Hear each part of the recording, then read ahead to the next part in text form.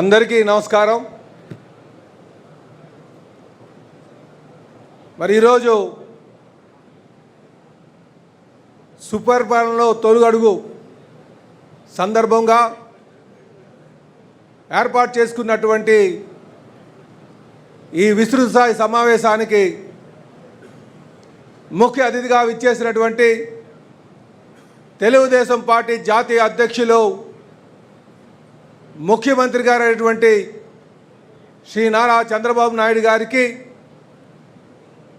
అలాగే వేదిక మీద ఆసీనున్నటువంటి తెలుగుదేశం పార్టీ జాతీయ ప్రధాన కార్యదర్శి విద్యాశాఖ మార్చినటువంటి లోకేష్ గారికి, వేదిక ముందు ఉన్నటువంటి జోనల్ కోఆర్డినేటర్స్కి, పార్లమెంట్ అధ్యక్షులకు, పార్లమెంట్ సభ్యులకు, శాసన మండలి సభ్యులకు, శాసన సభ్యులకు, ఇన్ఛార్జెస్కి, తెలుగుదేశం పార్టీ కుటుంబ సభ్యులందరికీ కూడా స్వాగతం తెలియజేస్తూ, మరి ఈరోజు సుపరిపాలన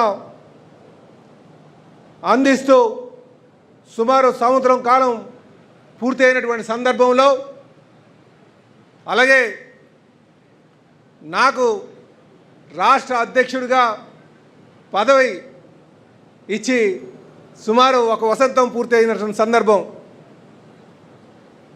మరి ఈ సందర్భంలో రాష్ట్ర అధ్యక్షుడు అంటే కేవలం గౌరవం ఒకటే కాదు, ఇది బాధ్యతతో కూడుకున్నది అనే విషయాన్ని గత సంవత్సరంగా నేను తెలుసుకున్నటువంటిది. కీర్తిశేషులు నందమూరి తారక రామారావు గారు స్థాపించినటువంటి ఈ పార్టీకి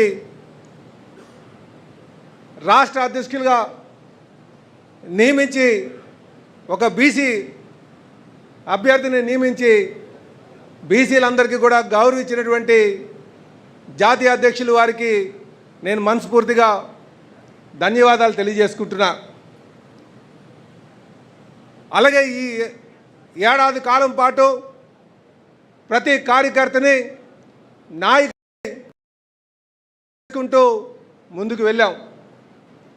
ఇంకనూ సమన్వయం చేసుకుంటూ అందరూ మన్నలు పొందే విధంగా ముందుకు వెళ్తామని చెప్పి ఈ సందర్భంగా తెలియజేస్తున్నా.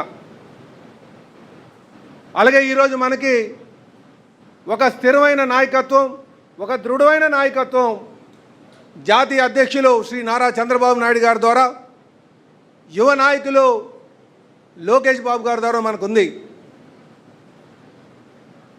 మొన్న జరిగినటువంటి మహానాడు చూసుకుంటే కేవలం నాయకులే కాదు, కార్యకర్తలందరితో సమన్వయం చేసుకుని ఎంతటి కార్యక్రమమైనా సరే విజయం చేయొచ్చనడానికి అదొక నిదర్శనం. అలాగే ప్రభుత్వాన్ని, పార్టీని సమన్వయం చేస్తూ మొన్న చేసినటువంటి వైజాగ్లో చేసినటువంటి యోగాంధ్ర, సాక్షాత్తు ప్రైమ్ మినిస్టర్ గారే అటు చంద్రబాబు నాయుడు గారి కోసం, లోకేష్ గారి కోసం క్యాబినెట్లో మాట్లాడినటువంటి విధానం, ఇంత దృఢమైన నాయకత్వం, స్థిరమైన నాయకత్వం ఉంది కనుక మనం అందరం కూడా స్థిరంగా మనం ఆలోచన చేసి మనం 2029 లక్ష్యంగా ముందుకు వెళ్ళాల్సినటువంటి అవసరం ఉంది. అలాగే ఈరోజు చాలామందికి మనం చైర్మన్లుగా, డైరెక్టర్స్గా, పార్టీ కోసం కష్టపడినటువంటి వారికి అటు శాసనసభ్యులుగా, శాసన మండలి సభ్యులుగా, పార్లమెంట్ సభ్యులుగా మనం పదవులు ఇచ్చాం. వాళ్ళకి ఈరోజు మనకి చిన్న చిన్న లోపాలు ఉండొచ్చు, కానీ పార్టీ ఇచ్చినటువంటి పదవుల్ని సద్వినియోగం చేసుకుంటూ కేవలం అలంకారప్రాయంగా కాకుండా 2029 లక్ష్యంగా ఒక స్థిరమైనటువంటి ఆలోచన చేస్తూ ముందుకు నడవాలని చెప్పేసి ఈ సందర్భంగా నేను కోరుతున్నాను. అలాగే ఈ ప్రపంచంలో ఏ కుటుంబంలోనైనా సరే లోపాలు ఉంటాయి, లోపాలు లేకుండా ముందుకు వెళ్ళడం సాధ్యపడదు. కానీ ఈరోజు లోకేష్ బాబు అన్ని లోపాలని సరిదిద్దుతూ ప్రతి కార్యకర్తని తన కన్న బిడ్డలాగా చూసుకుంటూ ముందుకెళ్తున్నటువంటి తీరు. ఎవరికైనా అన్యాయం జరిగితే ఖచ్చితంగా వాళ్ళ పక్షాన్ని నిల్చొని వారికి సముచిత స్థానం కల్పించే వరకు కూడా మేము ముందుకు వెళ్తామని చెప్పేసి ఈ సందర్భంగా తెలియజేస్తున్నాం. అందుకే మనం 2029 లక్ష్యంగా చేసుకొని ముందుకు వెళ్ళాల్సినటువంటి అవసరం ఉంది. ఈ సుపరిపాలనని ఇంకా మనం అందించాల్సినటువంటి అవసరం ఉందని చెప్పి ప్రతి ఒక్కరికి తెలియజేస్తున్నాం. అలాగే మన పార్టీతో పాటు ఎన్డీఏ పార్ట్నర్స్ కూడా ఉన్నారు. ఎన్డీఏ పార్ట్నర్సు చెప్పాలంటే మనం ఒక పెద్దన్న పాత్ర పోషించాల్సిన అవసరం ఉంది. మనకి సుమారు 1 కోటి కార్యకర్తలు ఉన్నారు, రిజిస్టర్డ్ కార్యకర్తలు.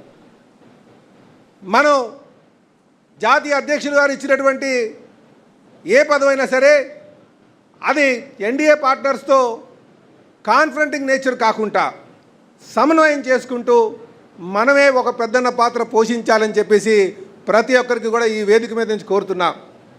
కనుక మనం వాళ్ళతో సమన్వయం చేసుకుంటూ వాళ్ళకి అండగా ఉంటూ అలాగే మన కార్యకర్తలను కాపాడుకుంటూ వాళ్ళకి అన్ని వేళగా అండగా ఉంటూ ముందుకు నడవాలని చెప్పేసి ఈ సందర్భంగా మిమ్మల్ని అందరినీ కోరుతున్నాం.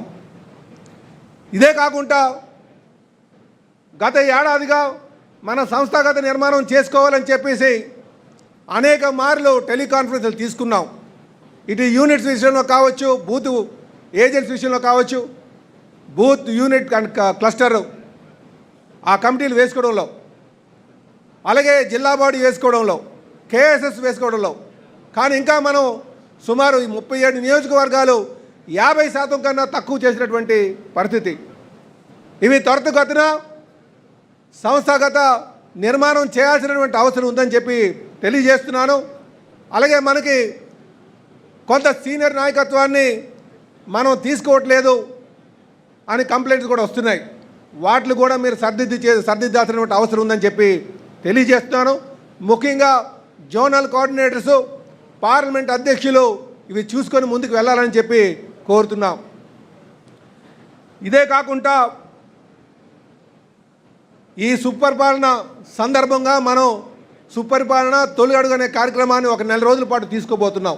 రేపు జూలై 2వ తారీఖున చాలామంది మరి ఫారెన్ ట్రిప్ పెట్టుకున్నారు. దయచేసి ఆ ట్రిప్స్ ఏమైనా ఉన్నా సరే, ట్రావెల్ ట్రిప్స్ ఏమైనా సరే ఈ 4 రోజులు పోస్ట్పోన్ చేసుకొని ఈ కార్యక్రమంలో భాగస్వాములు కావాలని చెప్పేసి ప్రతి ఒక్కరిని కూడా కోరుతున్నాం. సోదరులారా, ముగించే ముందు భవిష్యత్ అంటే ఒక ఊహ కాదు, భవిష్యత్ అంటే ఒక సంకల్పన. మనం అందరూ కూడా సంకల్పించుకొని 2029 లక్ష్యంగా ముందుకు నడవాలని చెప్పి కోరుకుంటూ ప్రతి ఒక్కరికి కూడా పేరు పేరున నా నమస్కారాలు తెలియజేస్తూ సెలవు తీసుకున్నాను.